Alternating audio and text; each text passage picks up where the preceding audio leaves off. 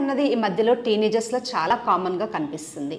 అంటే మనం ఒబెసిటీ అని ఎప్పుడు అంటాము అంటే మామూలుగా బాడీ వెయిట్ని ఎలా కొలుస్తాం, బిఎంఐ నుంచి కొలుస్తాం, అంటే బాడీ మాస్ ఇండెక్స్ అంటారు.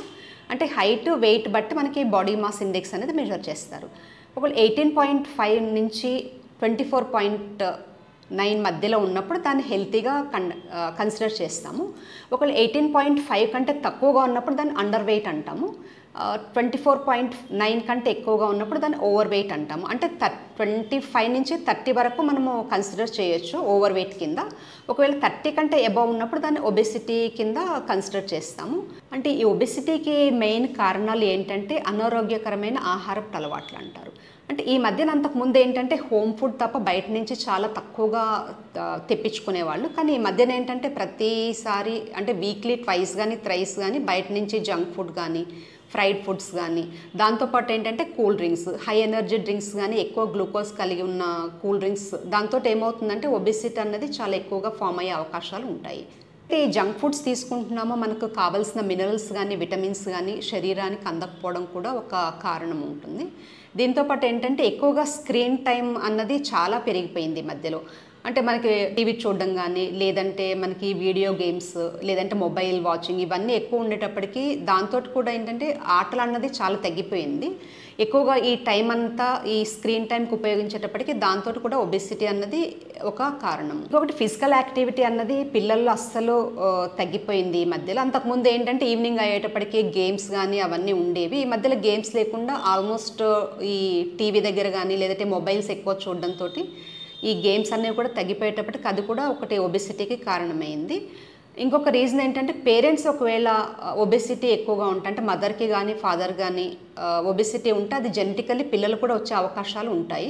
అంటే పిల్లలు ఎక్కువగా డిప్రెషన్కి గురైనప్పుడు కానీ లేదంటే లోన్లీగా ఫీల్ అయినప్పుడు కానీ వాళ్ళకి ఓవర్ ఈటింగ్ ఎక్కువగా ఉంటుంది.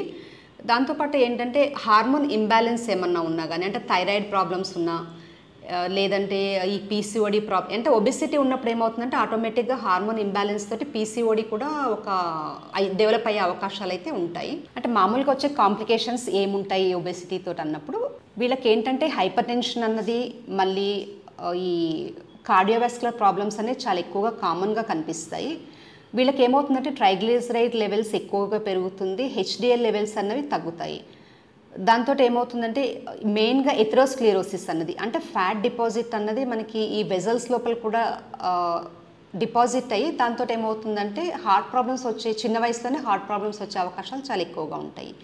ఈ ఓవర్ వెయిట్ తోటి ఏమవుతుందంటే ఎక్కువగా ఈ బోన్స్ మీద ఎఫెక్ట్ అవుతుంది. అంటే బ్యాక్ పెయిన్ రావడం కానీ, ఆ వెయిట్ తోటి యాంకిల్ జాయింట్ కానీ నీ జాయింట్ కానీ సివియర్ పెయిన్ రావడం కూడా జరుగుతుంది. ఒకవేళ గర్ల్స్కి అయితే ఈ పీసీఓడి డెవలప్ అయ్యే అవకాశాలు ఎక్కువగా ఉంటాయి. అంటే పీసీఓడి అన్నప్పుడు ఎక్కువగా ఒబెసిటీ ఉన్నప్పుడు హార్మోన్ ఇంబ్యాలెన్స్ అన్నది, ఈస్ట్రోజన్ ప్రొజెస్ట్రాన్ అన్నది ఇంబ్యాలెన్స్ అవుతుంది. దాంతో ఈ పీసీఓడి డెవలప్ అయినప్పుడు మెన్స్ట్రల్ పీరియడ్ అనేది ఇర్రెగ్యులర్గా అవుతుంది. అంటే ఎక్కువ ఓవర్ఫ్లో కానీ తక్కువగా కావడం కానీ, లేదంటే గ్యాప్ బాగా రావడం కానీ ఇవన్నీ జరుగుతాయి. పీసీఓడితో పాటు ఎక్కువగా ఒబెసిటీ ఉన్న పిల్లలు ఏమవుతుందంటే ఎర్లీగా మెనార్కీ వచ్చే అవకాశాలు ఎక్కువగా ఉంటాయి వాళ్ళకి. ఇంకోటి పీసీఓడి ఉన్నప్పుడు ఏమవుతుందంటే సైకలాజికల్గా చాలా డిస్టర్బ్ అవుతారు. అంటే ఈ పిల్లలతో ఏమవుతుందంటే ఒబెసిటీ ఉన్న వాళ్ళతోటి వాళ్ళు ఇన్ఫీరియారిటీ కాంప్లెక్స్ కానీ, లేదంటే వాళ్ళు వేరే వాళ్ళతోటి కలవకపోవడము, ఒంటరితనం ఎక్కువగా ఫీల్ అవ్వడం ఇవన్నీ ఉంటాయి. కాబట్టి దాంతోపాటు ఏమవుతుందంటే పేరెంటల్ సపోర్ట్ లేకపోయినప్పుడు ఈ వాళ్ళకి ఇంకా ఓవర్ ఈటింగ్ అనేది ఇంకా ఎక్కువ అవుతుంది.